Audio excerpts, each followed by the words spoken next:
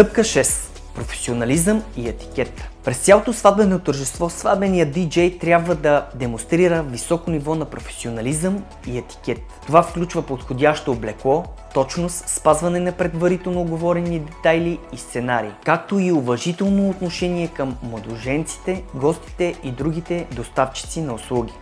Диджея трябва да вдъхва доверие на младоженците, че техният специален ден е в сигурни ръце. Стъпка 7. Координация с други доставчици на услуги. За безпроблемното протичане на сватбеното тържество е от изключителна важност сватбеният диджей да координира действията си с други доставчици, като фотографи, видеооператори, ресторант, кетеринг и така нататък. Добрата комуникация и синхронизация между различните етапи гарантира, че всеки момент от сватбата ще бъде уловен по най-добрия начин и че графикът ще бъде спазен. Бонус. Примерна графика за протичане на сватбено